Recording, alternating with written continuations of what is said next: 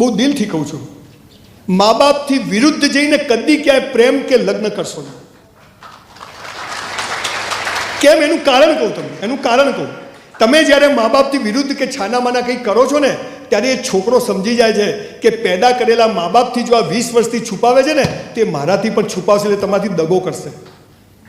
સમજ પડી? બધું મા બાપ, અને એ કે ત્યાં જ કરવાના, ના પાડે તો નહીં કરવાના. નહીં કરો તો આ દુનિયામાં કંઈ વસ્તી ઘણી જ છે. લગ્ન તો થવા જોઈએ ને, મારી કોઈ કેર કરે? અરે નવરો છે, શું કેર કરે? તો આજથી આપણે બધા જ મા બાપને પગે લાગશું. આજે ઘરે જઈ પગે લાગતો ફોટો પાડી મને ટેગ કરજો, બરાબર છે? બહુ દિલથી તમને કહું છું કે જેણે મા બાપને ખુશ રાખ્યા ને, દુનિયામાં કોઈના બાપની તાકાત નથી કે એની પ્રગતિને રોકી શકે. અને જેણે મા બાપને દુઃખી કર્યા, કોઈના બાપની તાકાત નથી કે એની પ્રગતિ કરાવી શકે.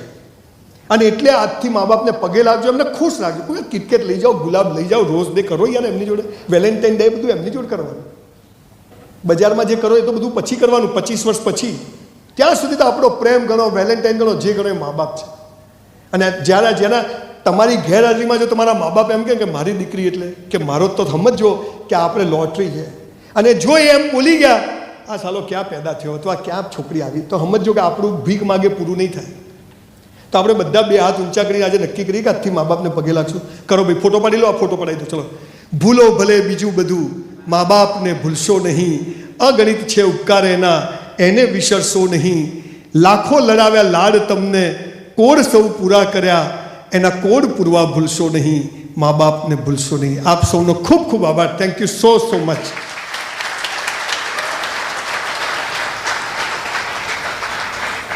મેં જ્યારે 93માં કરોડો રૂપિયાનું નુકસાન કર્યું, બહુ મોટો લોસ કર્યો, 10 વાર સુસાઇડ કરવો પડે, ત્યારે મારી બા સ્કૂલ નથી ગયા. પણ સી મા બાપ આપણને શું કહી શકે? તો હું થોડો ઢીલો થઈ ગયો. હું પહેલેથી થોડો કડક માણસ, પરિસ્થિતિ સામે ડરું નહીં. કે મને ખબર હતી કે મેરા હૈ સો જાવે નહીં, જો જાવે સો મેરા નહીં. તો મેં તો બા કરોડો રૂપિયાનું નુકસાન થઈ ગયું. મને કે રોવે જ શું? અભણ છોકરીઓ જે સ્કૂલ નથી ગઈ.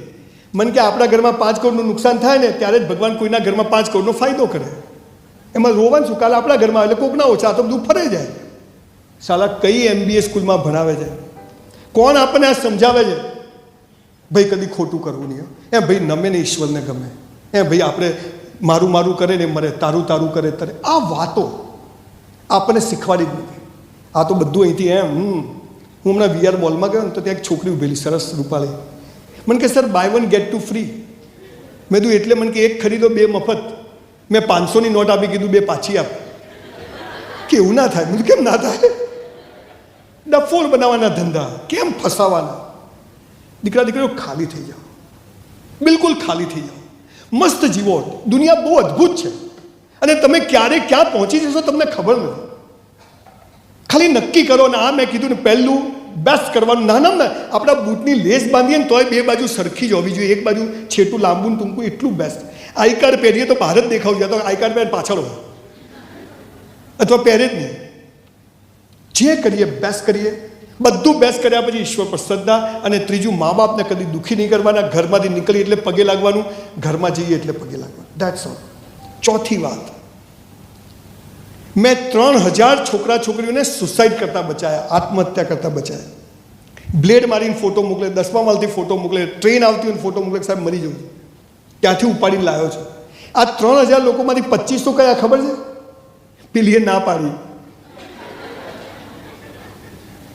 અથવા પેલાએ ના પાડી, એટલે હવે મરી જવું છે. કે લગ્ન પછી જે કરવાનું હતું બધું પહેલાં કર્યું હોય, પછી એ ડંક સાથે જીવી ના શકે.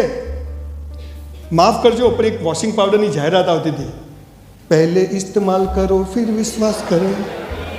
એવું જીવનમાં નથી હોતું. આ બોડી બહુ પવિત્ર ભગવાને આપ્યું છે, હે ને? આપણને એની વેલ્યુ નથી. 10 કરોડમાં આ બોડી મળે નહીં. અને તમે જે બધું ખોટું કરીને પછી જે પ્રેમ કરો છો અને આખી જિંદગી ભોગવો છો, એટલે ન લગ્ન પહેલાં મજા આવે છે, ન લગ્ન પછી મજા. હવે સૌથી મહત્વની વાત કે આવું કેમ થાય છે એ કહું ને, આવું કદી ન થાય એ પણ કહું. દરેક ધર્મગ્રંથોમાં એક વાક્ય લખ્યું છે. ગીતા, કુરાન, બાઇબલ, તમામ ધર્મગ્રંથોમાં એક કોમન વાક્ય છે. શું છે ખબર? હે મનુષ્ય, તારા જન્મ સમયે તારો જીવન સાથી મેં નક્કી કરીને રાખ્યો છે, કૌંસમાં ફાંફા મારવા નહીં. યુ નો ફાંફા ક્યાં છો? ઠોકાઈ જશે. તમને મા બાપ નક્કી કરવાનો અધિકાર છે, તમને ભાઈ બહેન નક્કી કરવાનો અધિકાર છે, તો તમને જીવનસાથી પણ નક્કી કરવાનો અધિકાર ઈશ્વરે નથી આપ્યો. મા બાપ બદલી શકાય, ભાઈ બહેન બદલી શકાય, તો જીવનસાથી પણ બદલી શકાય નહીં. અને જો બદલ્યું તો બીજા જન્મમાં એ જ મળશે. કે પેલા ઝઘડા તો પતાવવા પડે ને. તમે જે છોડીને છૂટું કર્યું હોય, 10,000 વર્ષના ભારતના એક પણ ધર્મગ્રંથમાં છૂટાછેડા, તલાક કે ડિવોર્સ જેવો શબ્દ જ નથી, એક પણ પુસ્તકમાં. અહીં તો પૈણ્યા પહેલાં વિચાર લેવાનું, થયા પછી ફીટ. કેમ કે આપણા કર્મ પ્રમાણે આપણને જીવનસાથી મળે છે, એ સુખ દુઃખ સાથે ભોગવી લેવાનું. મૂળ વાત, મોરલ ઓફ ધ સ્ટોરી શું છે? દીકરા દીકરીઓ કોલેજમાં આવ્યા છો, જીવનસાથી શોધવા નથી આવ્યા, કેરિયર બનાવવા આવ્યા છે. કેરિયર બનાવો, બોડી બનાવો, મા બાપની સેવા કરો, બેસ્ટ કરો, ચોપડીઓ વાંચો, પાયલોટ બનો, આઈપીએસ બનો, કંઈક કરો નક્કી. સારા માણસ બનો, સારા સમાજસેવી બનો, આ પવનની જેમ. પણ કંઈક તો કરો. હવે ખબર જ નથી, હવે કંઈ ખૂસતું જ નથી, શું કરું? પ્લગમાં 5 મિનિટ થાય અને હવે તો પેલા મોટા પ્લગ આજે આખો હાથ જતો રહે, ખબર છે? પેલી ગાડીઓના. તમારો જીવનસાથી ઈશ્વરે તમારા એટલે તમારા માટે હવે કોઈ જન્મવાનું નથી, ટાઈમ સાથે મળી જશે, કરી લેવાનું. એમાં કંઈ બહુ દાલદમ નથી મારવાની. અચ્છા, તમારે અંગ્રેજી બોલવું હોય તો સ્પેલિંગ આવડવા જોઈએ. એમ તમારે લગ્ન ટકાવવું હોય તો પ્રેમ એટલે શું ખબર હોવી જોઈએ. પ્રેમ એટલે શું કોઈને ખબર જ નથી. એકવાર આવી સ્પેશિયલ 2 કલાક પ્રેમ ઉપર વાત કરવા, પણ આજે થોડો ઈશારો કરી દઉં. પ્રેમ એટલે શું? અમારા અમદાવાદમાં એક લો ગાર્ડન છે.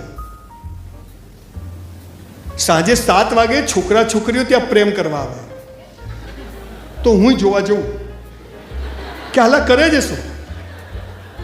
પછી એક્ટિવા પાર્ક કરીને છોકરો છોકરી ઝાડ પાછળ જાય, તો હું આમ કરીને જોઉં આમ. પછી છોકરી છોકરાનો હાથ પકડી, સાંભળજો, બહુ આ તમને સામાન્ય વાત લાગે છે. છોકરો છોકરી એકબીજાનો હાથ પકડીને એકબીજાને શું કહે ખબર છે? જો બકા. આ બકા કે ને એનાથી ચેતવું, હો, બકાઈ જ જાય. છોકરો છોકરી એકબીજાનો હાથ પકડીને શું કહે? જો બકા, તારે મને પ્રેમ કરવાનો, હું તને કરું. તારે કોઈ નહીં કરવાનો, હું કોઈ નહીં કરું. આ કેવી વાત થઈ? 2 વેપારી ભેગા થાય. તારે મને માલ વેચવાનો, હું તને વેચું. તારે કોઈ નહીં વેચવાનો, હું કોઈ નહીં વેચું. બોલો, 2 ભિખારી થાય કે નહીં? ધીસ ઇઝ નોટ લવ. અચ્છા, હવે બીજી વાત. તમે તમારા બાજુવાળાને ત્યાં જઈને ક્યારે એવું કહો કે થોડું દહીં આપો ને, કે તમારા ઘરમાં દહીં નથી. તમે કોઈને ક્યારે કહો કે થોડી ખાંડ આપો ને, પડોશમાં નહીં, ઘણી વાર કે ચણાનો લોટ આપો ને, તો ક્યારે માગીએ આપણે જે આપણી પાસે. તમે ક્લાસમાં કોઈ છોકરા છોકરીને ક્યારે કહો કે તારી બુક આપને, કે આપણી પાસે બુક ના હોય. તો જ્યારે એક છોકરો કે છોકરી એમ કહે કે તું મને પ્રેમ કર, એનો મતલબ કે એ તો ભિખારી છે, એની પાસે પ્રેમ છે નહીં. અને અહીંયા તો 2 ભિખારી ભેગા થાય. તું મને કર, હું, એનો મતલબ ભિખારી તો કદી પ્રેમ કરી શકે નહીં. અને એટલે બધા પ્રેમ લગ્નો નિષ્ફળ જાય. બહુ લૈલા મજનુ, સીધી ફરિયાદ ને રોમિયો જુલિયટના પ્રેમની ખબર છે, મીરાના રાધાને અને રૂકમણીના પ્રેમની જ ખબર નથી. એમાં દાટ મળે. વોટ ઇઝ લવ? અમદાવાદમાં એક VS હોસ્પિટલ છે, તો ત્યાં એક કાકા સિંગ ચણા ખાતા હતા, તો 108 આવી ટૂં ટૂં ટૂં કરતી. પાછળ એક ગાયો પકડવાનું પાંજરું, એમાં એક ગાંડો, મીના, મીના આઈ લવ યુ, મીના તું ક્યાં જતી રહી?